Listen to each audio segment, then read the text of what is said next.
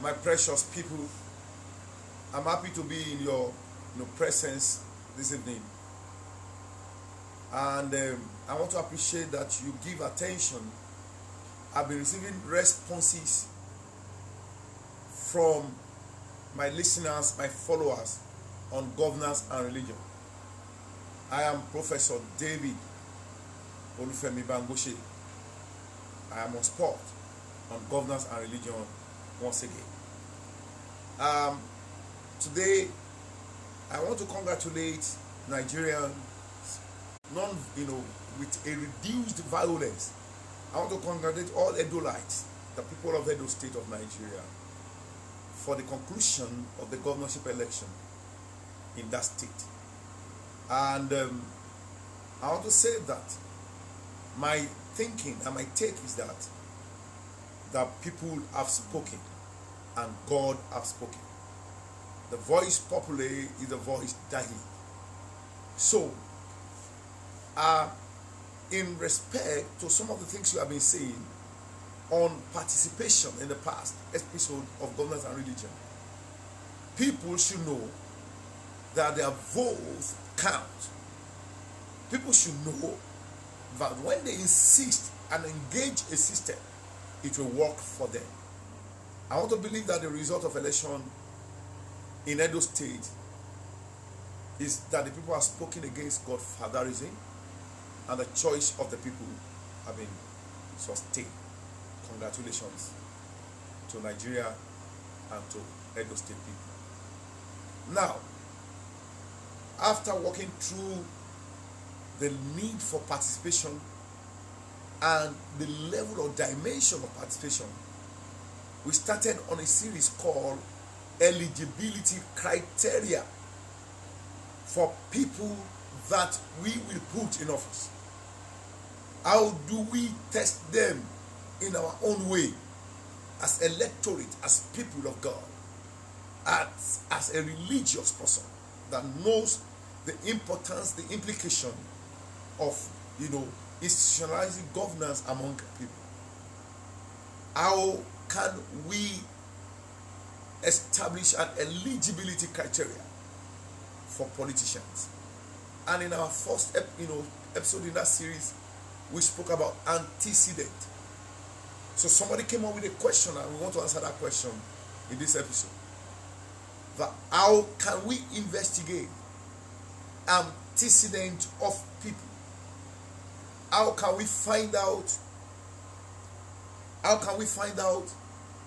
who they are?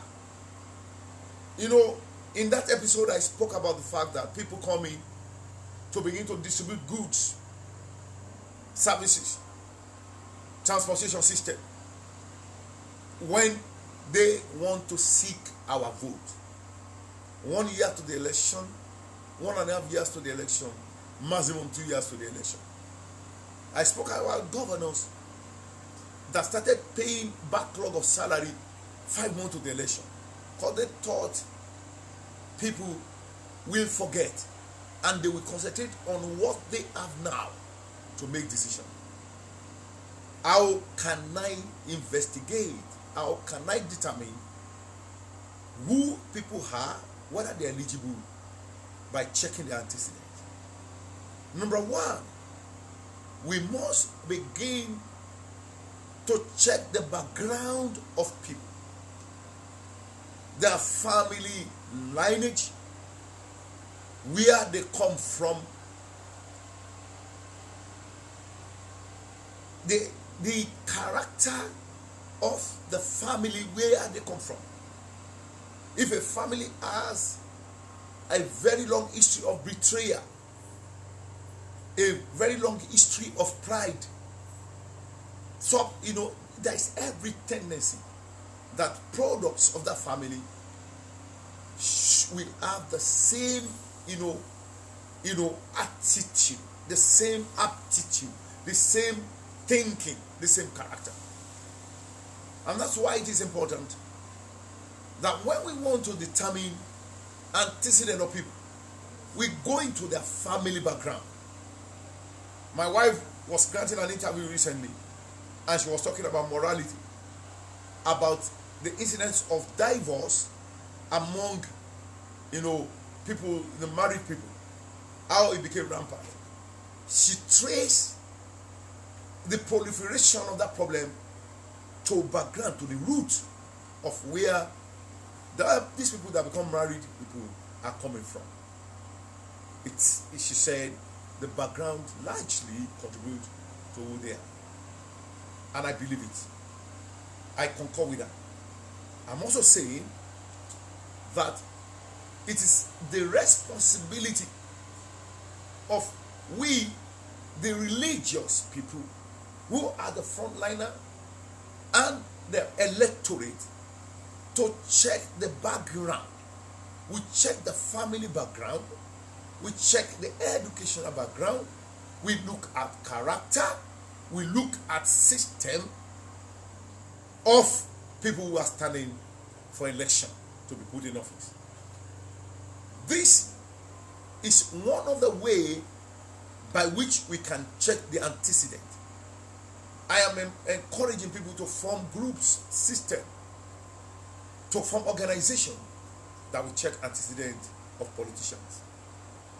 Number two, that we need to look at when we want to determine the antecedent of people is to investigate the community where they are coming from. Somebody will say the educational background and the qualifications and so forth. I believe there are things that are more important. For example, when you go to communities where people grow up, where they live, you can ask questions and get to know who these people really are. Let nobody tells me that we did not know this man before we put him into office. No. We should know. We must know. It is our responsibility to know.